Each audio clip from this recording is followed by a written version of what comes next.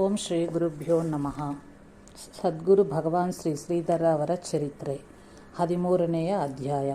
ನಮಃ ಶಾಂತಾಯ ದಿವ್ಯಾಯ ಸತ್ಯಧರ್ಮ ಸ್ವರೂಪಿಣೆ ಸ್ವಾನಂದಾಮೃತ ತೃಪ್ತಾಯ ಶ್ರೀಧರಾಯ ನಮೋ ನಮಃ. ಬನವಾಸಿಯಲ್ಲಿ ಅಷ್ಟಬಂಧ. ಸ್ವರ್ಗ ಸದೃಶ ಬನವಾಸಿಯಲ್ಲಿ ಮಧುಕೇಶ್ವರನ ಅಷ್ಟಬಂಧ ಮಹೋತ್ಸವ ಏರ್ಪಾಟಾಗಿತ್ತು. ಅದೇ ಸಂದರ್ಭದಲ್ಲಿ ಒಂದು ಧರ್ಮಸಭೆಯನ್ನು ನಡೆಸಬೇಕೆಂದು ನಿಶ್ಚಯಿಸಿದ್ದು, ಅದಕ್ಕಾಗಿ ಶೀಗೇಹಳ್ಳಿ ಶ್ರೀಗಳಿಗೂ ಆಹ್ವಾನ ಬಂದಿತ್ತು. ಶ್ರೀಗಳು ಶ್ರೀ ಶ್ರೀಧರರ ಸಂಗಡ ಒಣೈಕ್ಯ ತಿಮ್ಮಣ್ಣ ದೀಕ್ಷಿತರು ಹಾಗೂ ಮಠದ ಪಾರುಪತ್ತೇದಾರ ಹಕ್ಕಿರಾಮ ಭಟ್ಟರನ್ನು ಬನವಾಸಿಗೆ ಕಳುಹಿಸಿದರು. ಅಂದಿನ ದಿನಗಳಲ್ಲಿ ಅಕ್ಕದಾಸ ಗಣಪತಿ ಭಟ್ಟರೆಂಬುವವರು ವಿಧವಾ ವಿವಾಹವನ್ನು ಬೆಂಬಲಿಸಿ ಸನಾತನಿಗಳ ಮಧ್ಯ ಒಂದು ದೊಡ್ಡ ಗೊಂದಲವನ್ನೇ ಸೃಷ್ಟಿಸಿದರು.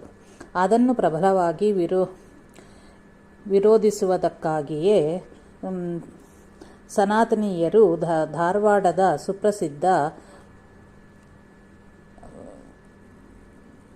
ಬ್ರಹ್ಮಶ್ರೀ ನಾಗೇಶ ಶಾಸ್ತ್ರಿಗಳವರ ಅಧ್ಯಕ್ಷತೆಯಲ್ಲಿ ಈ ಧರ್ಮಸಭೆ ನಡೆಯಬೇಕು ಎಂದು ನಿಯೋಜಿಸಿದ್ದರು.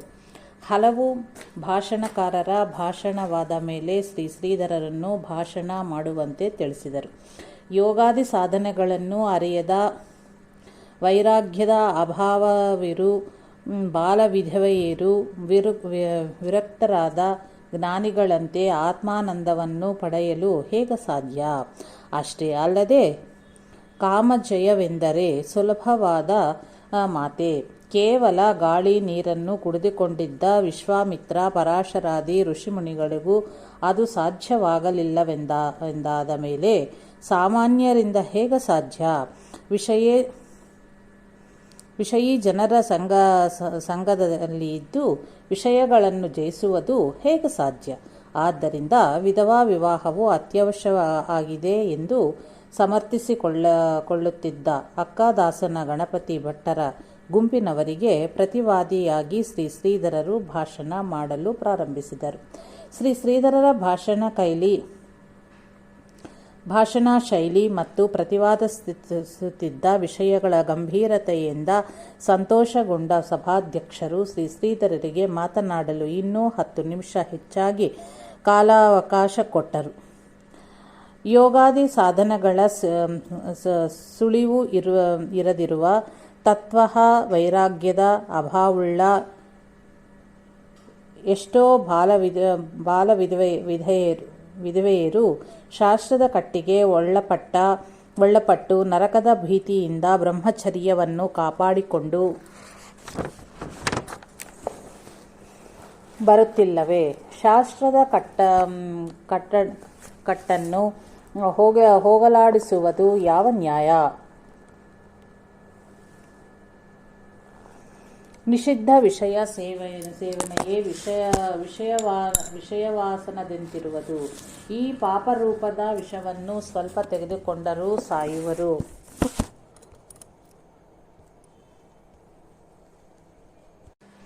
ವಿಚಾರ ಮಾಡಿ ನೋಡಿದರೆ ಕನಸಿನಲ್ಲಿ ಕಾಣುವ ಸ್ತ್ರೀ ಪುರುಷರು, ಅವರ ಸುಖವು ಹೇಗೆ ಕೇವಲ ಆಭಾಸವೋ ಮತ್ತು ಭ್ರಮೆಯೋ, ಹಾಗೆಯೇ ಜಾಗೃತಿಯಲ್ಲಿಯೂ ಅದು ಕೇವಲ ಆಭಾಸ, ಸ್ವಪ್ನವು ಜೀವಿಯ ಕಾಲ್ಪನಿಕ ಸೃಷ್ಟಿ, ಜಾಗೃತಿಯ ಈಶನ ಕಾಲ್ಪನಿಕ ಸೃಷ್ಟಿ. ಇಂತಹ ಕಾಲ್ಪನಿಕ ಜಗತ್ತಿನಲ್ಲಿ ಸಿಗುತ್ತೆಂಬ ಸುಖವು ಕೈಗೆ ಸಿಗದಂತಹ ಆಭಾಸ ರೂಪವಾಗಿರುತ್ತದೆ. ಆದ್ದರಿಂದ ಈ ಆಭಾಸವನ್ನು ಅಲ್ಲಗಳೆದು ಅದನ್ನು ಬೆಳಗಿಸುವ ಕೇವಲ ಅರಿವಿನ ರೂಪನಾಗಿ ಆನಂದ ರೂಪದಿಂದ ಇರುವ ಪರಮಾತ್ಮ ಸ್ವರೂಪವನ್ನು ಯಾರು ಎಲ್ಲೆಡೆಯಲ್ಲೂ ಕಾಣುವರೋ ಅವರು ಈ ಸಂಸಾರದ ವ್ಯಾಮೋಹದಿಂದ ವಿಚಲಿತರಾಗುವುದಿಲ್ಲ. ನೀವು ಕೇವಲ ವಿಶ್ವಾಮಿತ್ರ ಪರಾಶರಾದಿಗಳ ಉದಾಹರಣೆಯನ್ನು ಮಾತ್ರ ಕೊಟ್ಟಿರಿ. ಶುಕ ಸನಕಾದಿಗಳನ್ನು ಮರೆತು ಬಿಟ್ಟರಲ್ಲವೇ? ನಾಮರೂಪವೇ ಇಲ್ಲದ ಅವರಿನ ರೂಪವಾಗಿರುವ ಸುಖವು ಕಣ್ಣಿಗೆ ಕಾಣದಿರುವಂತಹದ್ದು. ಹೀಗೆ ಅದ್ವಿತೀಯವಾದದ್ದೊಂದೇ ಸುಖ, ಭಿನ್ನತ್ವ, ವಿವಿಧತ್ವ, ಭೋಗ್ಯಗಳ ಭಾವನೆ. ದೇಹದ ಅರಿವು ಇರುವುದಂಥದ್ದು ದುಃಖದ ಎರಕವೇ ಸರಿ, ಸಂಸಾರವು ಮಿಥ್ಯವೇ ಸರಿ. ಅವರ ನಿಜವಾದ ಉದ್ಧಾರ ಮಾಡುವುದಕ್ಕಾಗಿ ಇಂತಹ ಮಿಥ್ಯಾ ಸಂಸಾರ ಸುಖವನ್ನು ಬಿಟ್ಟು ಅವರಿಗೆ ಸಂಸಾರ ಸುಖದ ಅಸಾರತ್ವವನ್ನು ಸ್ವಾನುಭವದಿಂದ ಬೋಧಿಸಿ ಅವರ ಸಾಧನೆಗಾಗಿ ಸಾಧನಾಲಯಗಳನ್ನು ತೆರೆಯಿರಿ. ಅದರಿಂದ ಸಮಾಜ ಉದ್ಧಾರ, ರಾಷ್ಟ್ರ ಉದ್ಧಾರ, ಆತ್ಮೋದ್ಧಾರ ಎಲ್ಲವೂ ಸಾಧ್ಯ. ಹೀಗೆ ವಿಧವಾ ವಿವಾಹವು ಎಲ್ಲ ದೃಷ್ಟಿಯಿಂದಲೂ ಅಹಿತರವೆಂದು ಪ್ರತಿವಾದಿಸಿ ಶ್ರೀ ಶ್ರೀಧರರು ವಿರಮಿಸಿದರು. ಶ್ರೀ ಶ್ರೀಧರರ ಪಾದ ಸರಣಿಗೆ ಎಲ್ಲರೂ ತಲೆತೂಗಿ ಸಮ್ಮತಿಸಿದರು.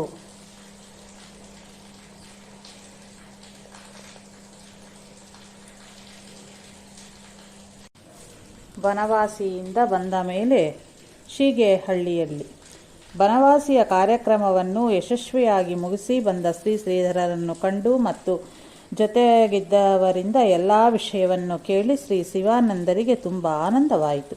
ಶ್ರೀ ಶ್ರೀಧರರು ಬನವಾಸಿಯಿಂದ ಬಂದ ಮೇಲೆ ವಿಶೇಷವಾಗಿ ಏಕಾಂತದಲ್ಲಿ ಧ್ಯಾನಸ್ಥರಾಗಿಯೇ ಕುಳಿತಿದ್ದರು. ಜನರ ಸಂಪರ್ಕದಿಂದ ದೂರವಾಗಲು ಶ್ರೀ ಶ್ರೀಧರರು ಮೌನ ಧಾರಣೆ ಮಾಡಿ ಮಠಕ್ಕೆ ಬರುವುದನ್ನು ಕಮ್ಮಿ ಮಾಡಿದರು. ಇವರ ಯೋಗಾಭ್ಯಾಸದ ಸಾಧನೆಯು ತೀವ್ರಗತಿಯಿಂದ ಸಾಗುತ್ತಿತ್ತು. ಶ್ರೀ ಶ್ರೀಧರರು ಮಠಕ್ಕೆ ಬರುವುದನ್ನು ಕಡಿಮೆ ಮಾಡಿದ್ದರಿಂದ ಮಧ್ಯಾಹ್ನ ಒಂದು ಹೊತ್ತು ಕಡಲೆ, ಹಣ್ಣು, ಹಾಲುಗಳನ್ನು ಗುಹೆಯಲ್ಲೇ ಇಟ್ಟು ಬರುವಂತೆ ಶ್ರೀ ಶಿವಾನಂದರು ಹೇಳಿ ವ್ಯವಸ್ಥೆ ಮಾಡಿಸುತ್ತಿದ್ದರು. ಶ್ರೀ ಶ್ರೀಧರರು ತಮಗೆ ಇಷ್ಟ ಬಂದು ಬೇಕಾದಾಗ ಅವುಗಳನ್ನು ಸ್ವೀಕರಿಸುತ್ತಿದ್ದರು. ಶ್ರೀ ಶ್ರೀಧರಿಗೆ ಒಂದೊಮ್ಮೆ ಏನಾದರೂ ಒಂದು ಒಳ್ಳೆಯ ವಿಚಾರ ಮನಸ್ಸಿಗೆ ಬಂತೆಂದರೆ ಅದರ ಬೆನ್ನು ಹಿಡಿದು ಹಠದಿಂದ ಸಾಧಿಸುವುದು ಇವರ ಸ್ವಭಾವವಾಗಿತ್ತು. ಅದರದೇ ಧ್ಯಾನ, ಅದೇ ಲಕ್ಷ್ಯದಲ್ಲಿ ಇರುತ್ತಿದ್ದರು. ಎಷ್ಟೇ ಕಷ್ಟ ವಿಘ್ನಗಳು ಬಂದರೂ ಹಿಂಜರಿಯದ ಸ್ವಭಾವ ಇವರದಾಗಿ ಇತ್ತು. ಇವರು ಹೆಚ್ಚಾಗಿ ಗುಹೆಯಲ್ಲಿ ಅಥವಾ ಗುಡ್ಡುಗಾಡುಗಳಲ್ಲಿಯೇ ಇದ್ದು ಬಿಡುತ್ತಿದ್ದರು. ರಾತ್ರಿ ಗುಡ್ಡದ ಹುಲ್ಲಿನ ಮೇಲೆ ಮಲಗಿದರೆ ಕೆಲವೊಮ್ಮೆ ಮೈತುಂಬ ಭಸ್ಮ ಹಚ್ಚಿಕೊಳ್ಳುತ್ತಿದ್ದರು. ಇದೇ ಸಮಯದಲ್ಲಿ ಒಂದು ದಿನ ಮಠದ ಸಮೀಪದ ಅಡವಿಯೊಳಗೆ ಸಹಜಾನಂದ ಸ್ಥಿತಿಯಲ್ಲಿ ಮಲಗಿದ್ದರು. ಹೀಗೆ ಪವಡಿಸಿ ಎಷ್ಟೋ ಹೊತ್ತಾಗಿತ್ತೋ ಯಾರಿಗೆ ಗೊತ್ತು. ಕಾರ್ಯಾಂತರವಾಗಿ ಯಾರೋ ಆ ಕಡೆಗೆ ಹೋದವರಿಗೆ ಯಾರೋ ಅಲ್ಲಿ ಮಲಗಿರುವಂತೆ ತೋರಿತು. ಸಮೀಪ ಹೋಗಿ ನೋಡಲು ಒಂದು ಜಾತಿಯ ನೊಣಗಳು ಇವರ ಭುಜದಿಂದ ಕಿವಿಯವರೆಗೆ ಮುತ್ತಿಗೆ ಹಾಕಿಬಿಟ್ಟಿದ್ದವು. ಅವು ಜೇನು ನೊಣಗಳ ಆಗಿರಲಿಲ್ಲ, ಆದರೆ ಹೆಜ್ಜೇನ ನೊಣಗಳಂತೆ ತೊಟ್ಟಿಲು ಕಟ್ಟಿ ಕುಳಿತಿದ್ದವು. ಕೊನೆಗೆ ಈ ಜನರು ಹತ್ತಿರಕ್ಕೆ ಹೋಗುತ್ತಲೇ ಆ ಹುಳಗಳೆಲ್ಲ ಹಾರಿ ಹೋದವು. ಹೀಗೆ ಒಂದೆರಡು ಸಲ ಬಿದರಮಟ್ಟಿಯ ಸಂದಿನಲ್ಲಿ ಆಸೀನರಾಗಿ ಸಮಾಧಿಸ್ಥರಾಗಿದ್ದಾಗ 2-3 ದಿನಗಳವರೆಗೆ ಮಠಕ್ಕೆ ಬಾರದಿದ್ದದನ್ನು ಕಂಡು ಶ್ರೀ ಶಿವಾನಂದರಿಗೆ ತಿಳಿಸಲು ಅವರು ಹೇಗೋ ಏನೋ ಇಂಥ ಸ್ಥಳದಲ್ಲಿ ಶ್ರೀ ಶ್ರೀಧರಿದ್ದಾರೆ, ಅವರಿಗೆ ಎಚ್ಚರವಾಗದಂತೆ ಅವರನ್ನು ಮೆಲ್ಲಗೆ ಎತ್ತಿ ತನ್ನಿ ಎಂದು ಅಪ್ಪಣೆ ಕೊಡಿಸಿದ ಮೇರೆಗೆ 3-4 ಜನ ಸೇರಿ ಎತ್ತಿ ತಂದಿ ಇಡುತ್ತಿದ್ದರು. ಹೀಗೆ ಕೆಲವು ದಿನ ಕಳೆಯಲು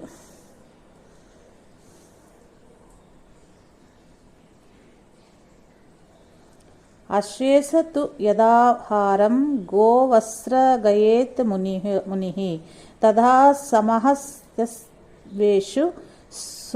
ಸೋಮೃತತ್ವಯಾ ಕಲ್ಪತೆ ಎಂಬ ನಾರದ ಪರಿವ್ರಾಜಕೋಪನಿಷತ್ತಿನಲ್ಲಿದ್ದ ಪಂಚಮೋಪದೇಶದ ವಾಕ್ಯವನ್ನು ನೋಡಿ ಶ್ರೀ ಶ್ರೀಧರರು ದನಕರುಗಳು ಸೊಪ್ಪು ತಿಂದ ಹಾಗೆ ಬಾಯಿಯಿಂದ ದಾಸವಾಳ, ಔದುಂಬರ ಮುಂತಾದ ಸೊಪ್ಪುಗಳನ್ನು ತಿಂದು ಮೇಲಿನ ಕುಟಿ ಅಂದರೆ ಗುಹಕುಟಿಯಲ್ಲಿ ಉಳಿದು ಸದಾ ಧ್ಯಾನಸ್ಥರಾಗುತ್ತಿದ್ದರು. ಹೀಗೆ ಕೆಲವು ಕಾಲ ಕಳೆದ ಮೇಲೆ ಮಳೆಯ ಕಾಲ ಸಮೀಪಿಸಿತು. ಒಂದು ದಿನ ಒಂದು ಎಲೆಗೆ ಬಾಯಿ ಹಾಕಿದಾಗ ಎಲೆಯ ಹಿಂಬದಿಂದ ಹುಳದ ಮೊಟ್ಟೆ ಮರಿಗಳಿದ್ದು ಅವು ಶ್ರೀಧರರ ನಾಲಿಗೆಗೆ ತಾಗಿದವು. ಹೀಗಾದರೆ ಹಿಂಸೆಯಾಗುವುದೆಂದು ಅಂದನಿಂದ ಗೋವಿನಂತೆ ಬಾಯಿಯಿಂದ ಸೊಪ್ಪು ತಿನ್ನುವುದನ್ನು ಬಿಟ್ಟು ಊಟದ ಸಮಯಕ್ಕೆ ಮಠಕ್ಕೆ ಹೋಗಲು ಪ್ರಾರಂಭಿಸಿದರು. ಬಾಹ್ಯ ದೃಪ್ತಿ ಆದಷ್ಟು ಕಡಿಮೆ ಮಾಡಿ ಅಂತರ್ಮುಖತೆಯನ್ನು ಹೆಚ್ಚಿಸುತ್ತಿದ್ದರು. ಯೋಗ ಸಾಧನೆಯಿಂದ ಜಠರಾಗ್ನಿಯೂ ಪ್ರಜ್ವಲಿತವಾಗಿ ಶ್ರೀಧರರಿಗೆ ಬಹಳ ಹಸಿವಾಗುತ್ತಿತ್ತು. ಎಷ್ಟೋ ತಿಂದರೂ ಭಸ್ಮವಾಗಿಬಿಡುತ್ತಿತ್ತು.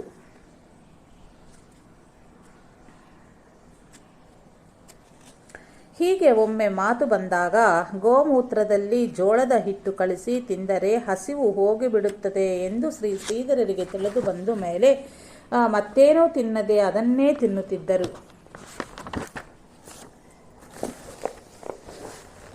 ಇತ್ತ ಹಿಂದೆ ಒಂದೆಡೆ ಅಷ್ಟವಿಧ ಪ್ರಾಣಾಯಾಮವನ್ನು ಮುಗಿಸಿ ಷಣ್ಮುಖಿ ಮತ್ತು ಲಂಬಿಕಾ ಯೋಗದ ಛೇದನೆ, ಜಾಲನ, ದೋಷನಾದಿ ಅಭ್ಯಾಸವೂ ಕೂಡ ನಡೆಯುತ್ತಿತ್ತು. ಹೊಟ್ಟೆಯಲ್ಲಿ ಹಸಿವು ಮತ್ತು ಬಾಯಾರಿಕೆ ದಿನದಿಂದ ದಿನಕ್ಕೆ ಹೆಚ್ಚುತ್ತಿತ್ತು. ಏನು ಮಾಡಿದರೂ ಇದರ ಶಮನೆ ಆಗನೇ ಇಲ್ಲ. ಈ ಯೋಗ ಸಾಧನೆ ಹಾಲು, ತುಪ್ಪ ಇತ್ಯಾದಿ ಸ್ನಿಗ್ಧ ಪದಾರ್ಥಗಳ ಅವಶ್ಯಕತೆ ಇರುತ್ತದೆ. ಆದರೆ ಅದು ಇವರಿಗೆ ಎಲ್ಲಿಂದ ಸಿಗಬೇಕು? ಅದರಲ್ಲಿಯೂ ಯಾರಲ್ಲಿಯೂ ಏನನ್ನೂ ಕೇಳುವ ಬೇಡುವ ಸ್ವಭಾವವಂತೂ ಮೊದಲಿನಿಂದ ಇರಲಿಲ್ಲ. ಹೀಗಾಗಿ ಶ್ರೀಧರರಿಗೆ ತುಂಬ ಕಷ್ಟವನ್ನು ಸಹಿಸಬೇಕಾಗಿ ಬಂದಿತ್ತು. ಎಷ್ಟೋ ಸಲ ದಾಹವು ಅಸಹ್ಯವಾಗಿ ಗುಡ್ಡದಲ್ಲಿಯೇ ಎಚ್ಚರ ತಪ್ಪಿ ಮಲಗಿರುತ್ತಿದ್ದರು. ಮಠದಲ್ಲಿಯ ಜನರು ಈ ಅವಸ್ಥೆಯಲ್ಲಿ ಇದ್ದ ಶ್ರೀಧರರನ್ನು ಎಷ್ಟೋ ಸಲ 3-4 ಜನ ಸೇರಿ ಹೊತ್ತುಕೊಂಡು ಮಠಕ್ಕೆ ತಂದಿದ್ದರು. ಹೀಗೆ ಹಸಿವು ಮತ್ತು ದಾಹವು ಅತ್ಯಧಿಕವಾಗಲು ಶ್ರೀಧರರು ಶ್ರೀ ಶಿವಾನಂದರ ಹತ್ತಿರ, ಸ್ವಾಮಿ, ಒಂದು ಆಕಳನ್ನು ನನಗಾಗಿಯೇ ಬಿಟ್ಟುಕೊಟ್ಟರೆ ಅದನ್ನು ನಾನು ಸಾಕಿಕೊಂಡು ಹಾಲನ್ನು ಉಪಯೋಗಿಸಬೇನು ಎಂದರು. ಅದಕ್ಕೆ ಶ್ರೀ ಶಿವಾನಂದರು, ಸಾಧಕರು ಹಾಲು ಕುಡಿಯಬಾರದು ಎಂದು ಹೇಳಿಬಿಟ್ಟರು. ಹೀಗೆ ಯಾತಕ್ಕಾಗಿ ಹೇಳಿದರೋ ಅವರೇ ಬಲ್ಲರು.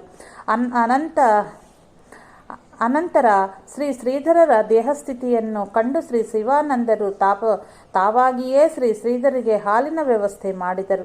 ಆದರೆ ಯೋಗ್ಯ ಸಮಯದಲ್ಲಿ ಸಿಗದಿದ್ದುದರಿಂದ ಇದರಿಂದ ಹೆಚ್ಚಿನ ಪರಿಣಾಮಗಳು ಆಗಲಿಲ್ಲ.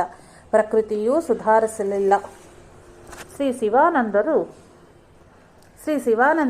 ಶ್ರೀಧರರಿಗೆ ಹಾಲು ತುಪ್ಪ ಚೆನ್ನಾಗಿ ಕೊಡುವಂತೆ ಹೇಳಿದ್ದರು. ಶ್ರೀಧರರಿಗೆ ಅವು 8-10 ದಿವಸವೋ 15 ದಿವಸವೋ ಸಿಕ್ಕಬಹುದು ಅಷ್ಟೇ. ಶ್ರೀಧರರ ಪರಿಸ್ಥಿತಿಯನ್ನು ತಿಳಿದು ಯಾರಾದರೂ ಹಣ್ಣು ಹಂಪಲು, ಹಾಲು, ತುಪ್ಪ ಇತ್ಯಾದಿಗಳನ್ನು ತಂದುಕೊಟ್ಟರೆ ಶ್ರೀಧರರು ಅದನ್ನು ಆಗಿಂದಾಗ ತಿಂದು ಬಿಡುತ್ತಿದ್ದರು. ಬಾಳೆ ಹಣ್ಣಿನ ಚಿಪ್ಪು, ಯಾಕೆ ಗೊನೆಯನ್ನೇ ಮುಗಿಸಿಬಿಡುತ್ತಿದ್ದರು. ಹಾಲಿನ ತಂಬಿಗೆಯನ್ನು ಬಾಯಿಗೆ ಎತ್ತಿದರೆ ಖಾಲಿ ಮಾಡಿಯೇ ಇಡುತ್ತಿದ್ದರು.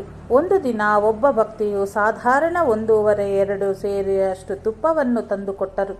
ತಂಗಿ, ಇದನ್ನು ನನಗಾಗಿಯೇ ತಂದಿದ್ದೀಯಾ ಎಂದು ಕೇಳಿದರು. ಅವಳು ಅದ್ಯುಕ್ತರವಾಗಿ ಹೌದು ಅನ್ನಲು ಅಷ್ಟೂ ತುಪ್ಪವನ್ನು ಒಮ್ಮೆಲೇ ಕುಡಿದುಬಿಟ್ಟರು. ಶ್ರೀಧರರು ಮನೋವಾಕ್ಕಾಯಗಳಿಂದಲೂ ಕೂಡ ಯಾರನ್ನೂ ನೋಯಿಸುತ್ತಿರಲಿಲ್ಲ. ಶ್ರೀಧರರು ಮುದುಕರಿಂದ ಹಿಡಿದು ಚಿಕ್ಕ ಮಕ್ಕಳವರೆಗೆ ಎಲ್ಲರನ್ನೂ ಆತ್ಮಪ್ರೀತಿಯಿಂದ ಕಂಡು ಅಮೃತೋಪದೇಶವನ್ನು ನುಡಿಗಳನ್ನು ಆಡುತ್ತಿದ್ದರು. ಯಾರ ಸಂಗಡವೂ ದ್ವೇಷಕ್ಕೆ ಹೋಗುತ್ತಿರಲಿಲ್ಲ. ಎಲ್ಲರಿಗೂ ಬೇಕಾದವರಾಗಿದ್ದರು. ಆದರೂ ಕೂಡ ಶ್ರೀಧರರ ವರ್ಚಸ್ಸು ಸ್ವಭಾವವು ಕೆಲವರಿಗೆ ಅಂತರಂಗದಲ್ಲಿ ಸಹನೆ ಆಗುತ್ತಿರಲಿಲ್ಲ. ಮಠದವರಲ್ಲಿ ಯಾರೋ ಪಾಪಿಗಳು ಶ್ರೀಧರರಿಗೆ ವಿಷ ಹಾಕಿಬಿಟ್ಟರು. ಕೆಲವರು ಮಂತ್ರ ಪ್ರಯೋಗವನ್ನು ನಡೆಸಿದರು. ಈ ಎಲ್ಲವೂ ಸೇರಿ ಶ್ರೀಧರರ ದೇಹಸ್ಥಿತಿಯು ಅಷ್ಟು ಚೆನ್ನಾಗಿರಲಿಲ್ಲ. ಶ್ರೀ ಶ್ರೀಧರರು ದೈವಿ ಸಾಮರ್ಥ್ಯದಿಂದ ಅದರ ಪ್ರತೀಕಾರವನ್ನು ಋಣದಿಂದ ಅಥವಾ ಅವರಲ್ಲಿ ಆತ್ಮನಿಷ್ಠೆಯ ಬಲದಿಂದಲೇ ಉಳಿದೆಂದರೂ ಸರಿಯೇ, ಅವರ ದೇಹ ಉಳಿದರೂ ಶರೀರ ಮೇಲೆ ಕೆಲವು ಮಟ್ಟಿಗೆ ಪರಿಣಾಮ ಆಗದೆ ಹೋಗಲಿಲ್ಲ. ಮೊದಲಿನ ದುಷ್ಟಪುಷ್ಟರಾದ ದೇಹ ಹೋಗಿ ಈವಾಗ ಅದು ಕೃಶವಾಗಿತ್ತು. ಶರೀರವೂ ಕೃಶವಾದರೂ ಮನಸ್ಸಿನ ಧಾರಣೆ ಅಚಲವಾಗಿ ಪ್ರಚಂಡವಾಗಿತ್ತು. ಶರೀರದ ದಾಹವಾದಗಳೆಲ್ಲ ಪದ್ಮಾಸನವನ್ನು ಹಾಕಿ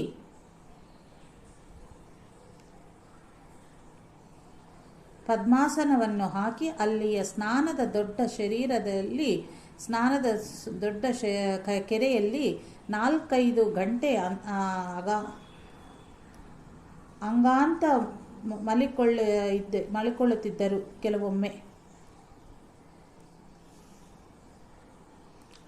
ಆತ್ಮ ಪ್ರಬೋಧ ಉಪನಿಷತ್ತಿನಲ್ಲಿಯೂ ಈ ರೀತಿಯ ಶ್ಲೋಕಗಳನ್ನು ಉಚ್ಚರಿಸುತ್ತಾ ಆತ್ಮಾನುಸಂಧಾನಗೈಯುತ್ತಾ ಅತ್ತಿತ್ತ ತಿರುಗಾಡುತ್ತಿದ್ದರು.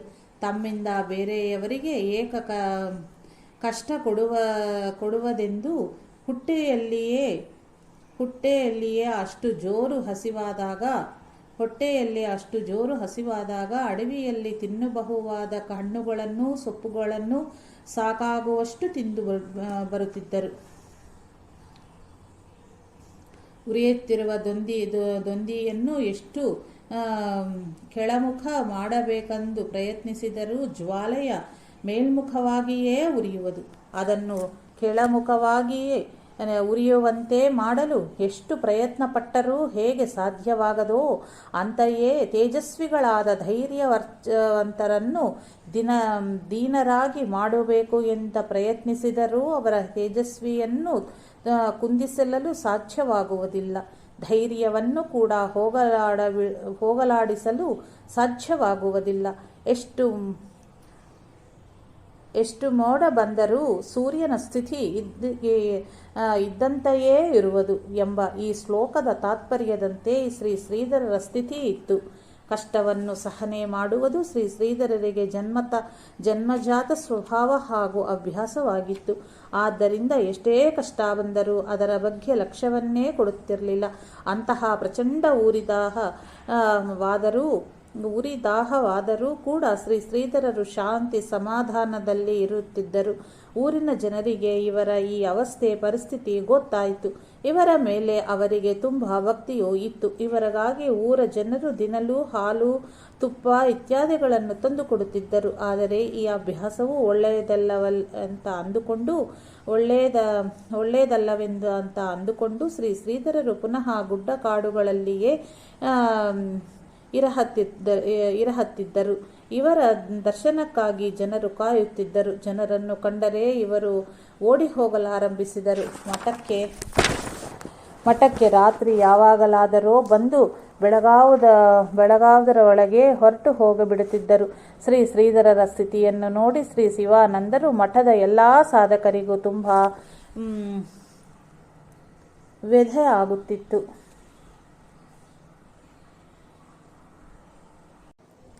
ಶ್ರೀ ಶಿವಾನಂದರ ನೆನಸು. ಪರಮಪೂಜ್ಯ ಶ್ರೀ ಶಿವಾನಂದ ಸರಸ್ವತಿ ಸ್ವಾಮಿಗಳವರು ಶ್ರೀ ಶ್ರೀಧರರು ಮಠದಲ್ಲಿಯೇ ಇರಬೇಕು, ಇಲ್ಲಿಯ ಎಲ್ಲ ವ್ಯವಸ್ಥೆಗಳನ್ನು ನೋಡಿಕೊಳ್ಳಬೇಕು ಮತ್ತು ಇವರನ್ನು ಈ ಮಠದ ಭವಿಷ್ಯದ ಉತ್ತರಾಧಿಕಾರಿಗಳನ್ನು ಮಾಡಬೇಕು ಎಂದು ಯೋಚಿಸುತ್ತಿದ್ದರು. ಅಲ್ಲದೆ ಮಠದ ವ್ಯವಸ್ಥೆಯ ಸಂಬಂಧವಾಗಿ ಕೆಲವು ಪ್ರಸಂಗಗಳನ್ನು ಶ್ರೀ ಶ್ರೀಧರರಿಗೆ ಆಗಾಗ ಹೇಳುತ್ತಿದ್ದರು. ಇಲ್ಲಿಯ ವ್ಯವಸ್ಥೆಯ ವಿಷಯದಲ್ಲಿ ಅವರ ಲಕ್ಷ್ಯ ಹರಿಯಲಿ ಎಂಬುದಾಗಿ ಪ್ರಯತ್ನಿಸುತ್ತಿದ್ದರು. ಆದರೆ ಅಧಿಕಾರ ಕಾಮಿನಿ ಕಾಂಚನಾದಿಗಳಿಗೆ ಎಂದೂ ತಿಲಾಂಜಲಿಗಳನ್ನು ಕೊಟ್ಟ ವೈರಾಗ್ಯ ಸಂಪನ್ನ ತಪೋಮೂರ್ತಿಗಳು ಆ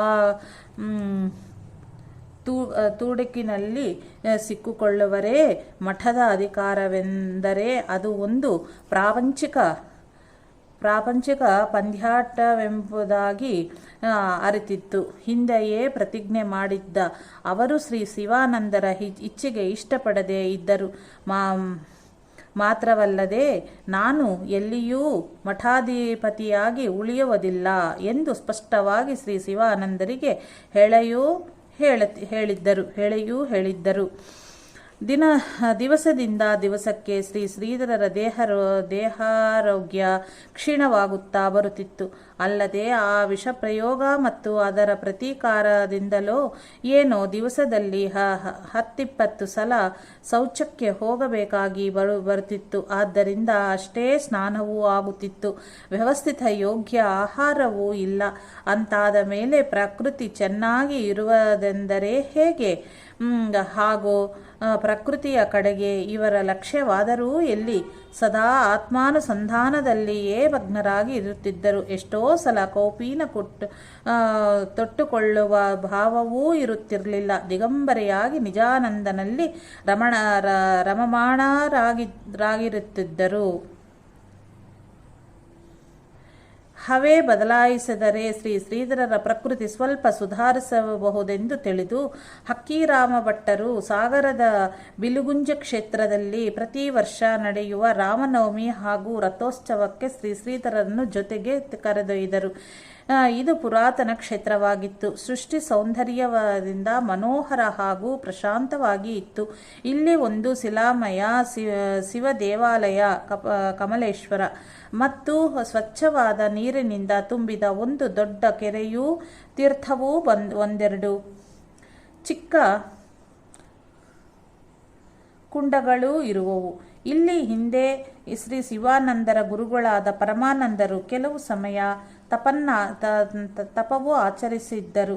ಇಲ್ಲಿ ಶ್ರೀ ಶಿವಾನಂದರು ಮಠವನ್ನು ಮಾಡಲಿಕ್ಕೆ ಇದು ಒಂದು ಕಾರಣವಾಗಿತ್ತು. ಬರಿಗೆ ನಾಗಭೂಷಣವರಿಗೆ ಶ್ರೀ ಶ್ರೀಧರರ ಪ್ರಥಮ ದರ್ಶನವಾದದ್ದು ಇಲ್ಲಿಯೇ. ಇದೇ ಸಂದರ್ಭದಲ್ಲಿ ಭೀಮನ ಕೋಣೆ ಸೂರ್ಯನಾರಾಯಣನು ಶ್ರೀ ಶ್ರೀಧರನ್ನು ಭೀಮನ ಕೋಣೆಯ ತನ್ನ ಮನೆಗೂ ಕರೆದೊಯ್ದು ಭಿಕ್ಷೆ ಮಾಡಿಸಿದರು. ಹೀಗೆಯೇ ಒಂದೆರಡು ಕಡೆಗೆ ಓಡಾಡಿ ಪುನಃ ಶೀಗೆಹಳ್ಳಿಗೆ ತೆರಳಿದರು. ಶ್ರೀ ಶ್ರೀಧರರ ಕೀರ್ತಿ ಕರ್ನಾಟಕದ 4 ದಿಕ್ಕಿಗೆ ಹಸಿರಿತ್ತು. ಇವರ ದರ್ಶನಕ್ಕಾಗಿ ಬಹುಳ ಜನರು ಬರುಹತ್ತಿದರು. ನಾನಾ ಪ್ರಕಾರದ ಪ್ರಶ್ನೆಗಳನ್ನು ಹಾಕಿ ಅದಕ್ಕೆ ತಕ್ಕುದಾದ ಉತ್ತರವನ್ನು ಕೇಳಿ ಸಮಾಧಾನ ಹೊಂದಿ ತೆರಳುತ್ತಿದ್ದರು. ಕೆಲವರು ಆ ಬಾಲಮೂರ್ತಿಯ ಅಗಾಧ ಜ್ಞಾನವನ್ನು ನೋಡಿ ಇವರು ಯಾರೋ ಒಬ್ಬರು ಅವತಾರ ಪುರುಷರೇ ಸರಿ ಎನ್ನುತ್ತಿದ್ದರು. ಇದೀಗ ದಿನಕ್ಕೆ ಶ್ರೀ ಸಮರ್ಥರ ದರ್ಶನಕ್ಕಾಗಿ ಸಜ್ಜನಗಡದ ಕ್ಷೇತ್ರವನ್ನು ಸಂದರ್ಶಿಸುವ ಉಚ್ಚಕೋಟೆಯು ಶ್ರೀ ಶ್ರೀಧರರಲ್ಲಿ ಉಂಟಾಗಿ ಬೆಳೆಯತೊಡಗಿತು. ಆದರೆ ಶ್ರೀ ಶಿವಾನಂದರಿಗೆ ಶ್ರೀ ಶ್ರೀಧರರು ಮಠದಲ್ಲಿಯೇ ಉಳಿಯಬೇಕೆಂಬುದಾಗಿ ಬಹಳ ಇಚ್ಛೆ ಇತ್ತು. ಅಲ್ಲದೆ ಒಂದು ದಿನ ಶ್ರೀ ಶ್ರೀಧರರು ಹೋಗುವ ವಿಷಯವನ್ನು ಪ್ರಸ್ತಾವಿಸಿದಾಗ ಶ್ರೀ ಶಿವಾನಂದರು ಶ್ರೀ ಶ್ರೀಧರನ್ನು ಇರಲು ಬಹಳ ಆಗ್ರಹ ಮಾಡಿ, ನನ್ನ ಅನಂತರ ನಿನ್ನಿಂದಲೇ ಈ ಮಠವು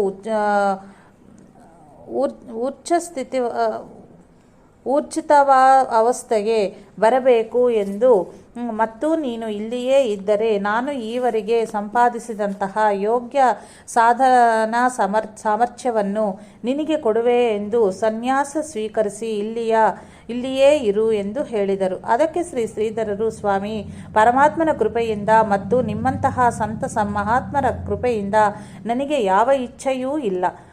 ಉಂಡು ಯಾವನು ತೃಪ್ತನಾಗಿದ್ದಾನೆಯೋ ಅವನಿಗೆ ಪುನಃ ಪಕ್ವಾನ್ನಗಳ ಪರಿವಾಣ ಏಕೆ ಕೊಡಬೇಕು? ಹಾಗೆ ಮಾಡುವುದರಿಂದ ಹಸಿದವನ ಅನ್ನವನ್ನು ಕಸಿದು ಅದರ ದುರುಪಯೋಗ ಪಡಿಸಿದಂತಾಗುವುದಲ್ಲವೇ ಎಂದರು. ಮತ್ತು ಶ್ರೀ ಶಿವಾನಂದರು ನಿನ್ನಂತಹ ಬ್ರಹ್ಮಚಾರಿಗಳನ್ನು ಮಠಕ್ಕೆ ಒದಗಿಸಿಕೊಟ್ಟು ಬೇಕಾದರೆ ನೀನು ಹೋಗಬಹುದು ಎಂದು ಹಿಂದೆ ಹೇಳಿದ್ದರು. ಅದನ್ನೇ ಸ್ಮರಿಸಿ ಶ್ರೀ ಶ್ರೀಧರರು ಶ್ರೀ ಶಿವಾನಂದರೊಡನೆ, ಸ್ವಾಮಿ, ಪರಮಾತ್ಮ ಕೃಪೆ ಮತ್ತು ನಿಮ್ಮ ಆಶೀರ್ವಾದದಿಂದ ಹೀಗೆ ಮಠದ ಆಶ್ರಯದಲ್ಲಿ 5-6 ಜನ ತರುಣ ಸಾಧಕರಿದ್ದಾರೆ. ಅವರ ಮೇಲೆ ನಿಮ್ಮ ಅನುಗ್ರಹ ಇರಲಿ. ಇವರ ಮೇಲೆ ನಿಮ್ಮ ಕೃಪೆಯಾಗಲಿ ಮತ್ತು ನಿಮ್ಮ ಅತುಲ ಯೋಗ ಸಾಮರ್ಥ್ಯವನ್ನು ಅವರಿಗೆ ಕೊಟ್ಟು ಕೃತಾರ್ಥರನ್ನಾಗಿ ಮಾಡಿರಿ. ನಾನು ಮೊದಲೇ ನನ್ನ ಪ್ರತಿಜ್ಞೆಯನ್ನು ನಿಮಗೆ ಹೇಳಿದ್ದೇನೆ. ನನಗೆ ಯಾವುದೇ ಒಂದು ಉಪಾಧಿ ಉಪಾಧಿ ಪಾಶದಲ್ಲಿ ಇರಬಾರದು ಎಂದು ಅಂತ ಅನಿಸ್ತುತ್ತದೆ. ನನ್ನ ವ್ಯಾಪಕ ಕಾರ್ಯಕ್ಷೇತ್ರಕ್ಕೆ ಇದು ತೊಂದರೆ ಆಗುವುದು. ನಾನು ಇಂತಹ ಮಠಾಧಿಪತಿ ಎಂಬುದಾಗಿ ಒಂದು ಸಂಕುಚಿತ ಭಾವನೆಯೇ ಬಂದು ನನ್ನ ವಿಶಾಲ ವ್ಯಾಪಕ ಕಾರ್ಯಕ್ಕೆ ಸಂಕೋಚ ಧಕ್ಕೆ ತರುವುದಾಗಿದೆ. ಆದ್ದರಿಂದ ನನ್ನನ್ನು ಮಠಾಧಿಪತಿಯಾಗುವ ಬಗ್ಗೆ ಆಗ್ರಹಿಸಪಡಬೇಡರಿ ಎಂದು ವಿನಂತಿಸಿದರು. ಆ 5-6 ಜನ ತರುಣ ಬ್ರಹ್ಮಚಾರಿ ಸಾಧಕರು ಯಾರೆಂದರೆ ಕಡೇಮನೆ ಗಣಪತಿ ಶಾಸ್ತ್ರಿಗಳು, ಕಪ್ಪನಮನೆ ಗಣೇಶ ಭಟ್ಟರು,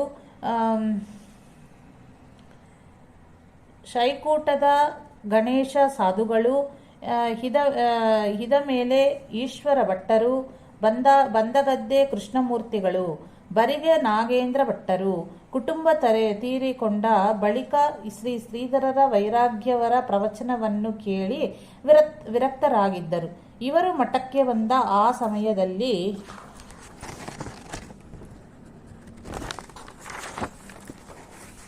ಶ್ರೀ ಶ್ರೀಧರರು ಆತ್ಮಪುರಾಣವನ್ನು ಹೇಳುತ್ತಿದ್ದರು. ಸುಖವು ತನ್ನಲ್ಲಿಯೇ ತನ್ನೊಳಗೆ ಇರುವುದಲ್ಲದೆ ಹೊರಗೆ ವಿಷಯಗಳಲ್ಲಿ ಇಲ್ಲ.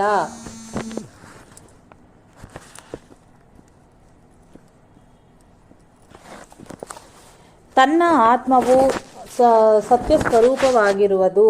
ಹೀಗೆ ಆ ದಿವಸದ ಪುರಾಣದ ವಿಷಯವಾಗಿತ್ತು. ಇದನ್ನು ಕೇಳಿ ಪುರಾಣ ಮುಗಿದ ಕೂಡಲೇ ಅವರು ಶ್ರೀ ಶ್ರೀಧರರ ಚರಣಗಳಿಗೆ ವಂದಿಸಿ, ಇಂದು ನನಗೆ ನಿಜವಾದ ಸುಖದ ಅರಿವಾಯಿತು. ಇನ್ನ ಮುಂದೆ ನನಗೆ ಪತ್ನಿ ವಿಯೋಗದ ದುಃಖವಾಗಕ್ಕಿಲ್ಲ ಮತ್ತು ನಾನಿನ್ನು ಲಗ್ನವಾಗುವುದೂ ಇಲ್ಲ ಎಂದು ಹೇಳಿ ಮಠದಲ್ಲಿಯೇ ಇರಲಾರಂಭಿಸಿದರು. ಇವರಲ್ಲಿ ಕಡೇಮನೆ ಗಣಪತಿ ಶಾಸ್ತ್ರಿಗಳ ಜ್ಞಾನ ವೈರಾಗ್ಯ ಹಾಗೂ ಪಾರಮಾರ್ಥಿಕ ವೃತ್ತಿಯನ್ನು ಕಂಡು ಕೆಲವು ದಿವಸದ ಮೇಲೆ ಶ್ರೀ ಶ್ರೀಧರರು ಇವರನ್ನು ತಪಸ್ಸಿಗಾಗಿ ಶ್ರೀ ಗಾಣಗಾಪುರಕ್ಕೆ ಕಳುಹಿಸಿದರು.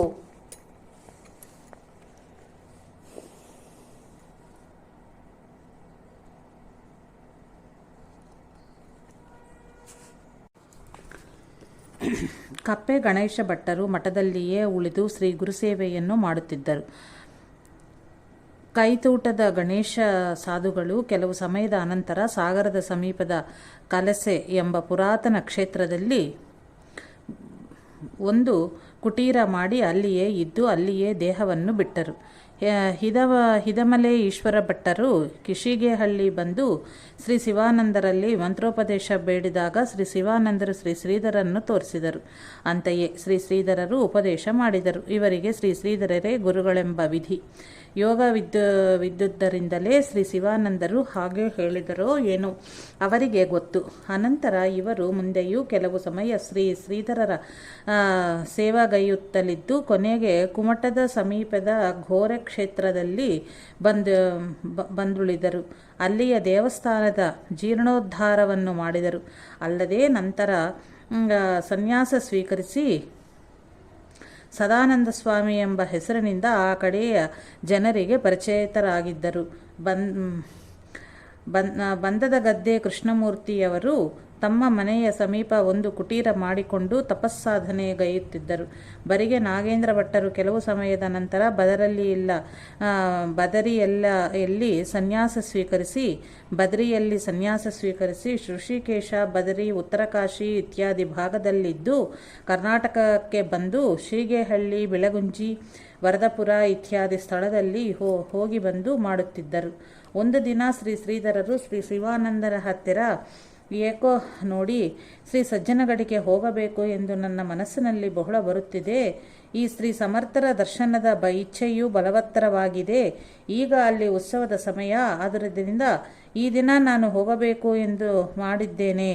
ತಮ್ಮ ಅಪ್ಪಣೆ ಅನುಗ್ರಹವಿರಬೇಕು ಎಂದರು. ಆಗ ಶ್ರೀ ಶಿವಾನಂದರು, ನೀನು ಹೋಗಬಾರದೆಂಬುದಾಗಿ ನನ್ನ ಇಚ್ಛೆ ಇಲ್ಲ. ನಿನಗೆ ಹೋಗಲೇಬೇಕೆಂದರೆ ಇಕೋ ನಿನ್ನ ದೇಹಸ್ಥಿತಿಯು ಬಹಳ ಅಶಕ್ತವಾಗಿದೆ. ಆದ್ದರಿಂದ ಸಾಕಷ್ಟು ಖರ್ಚಿಗೆ ಕೊಟ್ಟು ಒಬ್ಬನ್ನ ನಿನ್ನ ಜೊತೆಗೆ ಕಳುಹಿಸಿ ಕೊಡುತ್ತೇನೆ.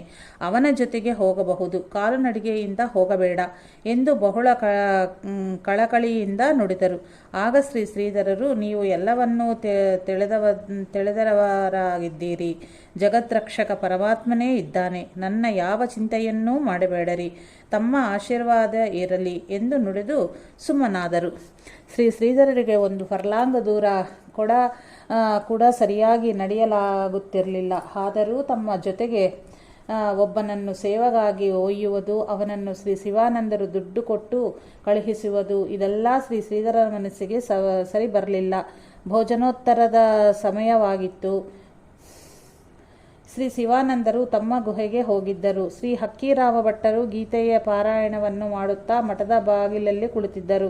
ಉಳಿದ ಎಲ್ಲ ಸಾಧಕರು ತಮ್ಮ ಸ್ಥಳದಲ್ಲಿ ತಮ್ಮ ವಾಚನ ಗ್ರಂಥವನ್ನು ಬಿಚ್ಚಿಕೊಂಡು ಆಸನದ ಮೇಲೆ ಕುಳಿತಿದ್ದರು. ಅಡಿಗೆ ಮನೆಯ ಸಪ್ಪಳವೂ ಅಡಗಿತ್ತು. ಮಠದಲ್ಲಿ ಈವಾಗ ಒಂದು ಶಾಂತ ವಾತಾವರಣವೂ ನೆಲೆಸಿತ್ತು. ಶ್ರೀ ಶ್ರೀಧರರು ತಮ್ಮ ಕಮಂಡಲವನ್ನು ಎತ್ತಿಕೊಂಡು ಹೊರಟರು. ಕೆರೆ ಕಡೆಗೆ ಹೋಗುತ್ತಿರಬೇಕೆಂದು ಯಾರೋ ಅವರನ್ನು ಮಾತನಾಡಿಸಲಿಲ್ಲ. ಕೆರೆ ಕಡೆಗೆ ಹೋಗುತ್ತಿರಬೇಕೆಂದು ಯಾರೂ ಅವರನ್ನು ಮಾತನಾಡಿಸಲಿಲ್ಲ. ನಮಃ ಶಾಂತಾಯ ದಿವ್ಯಾಯ ಸತ್ಯಧರ್ಮ ಸ್ವರೂಪಿಣೆ ಸ್ವಾನಂದಾಮೃತ ತೃಪ್ತಾಯ ಶ್ರೀಧರಾಯ ನಮೋ ನಮಃ. ಸದ್ಗುರು ಭಗವಾನ್ ಶ್ರೀ ಶ್ರೀಧರಾರ್ಪಣಮಸ್ತು.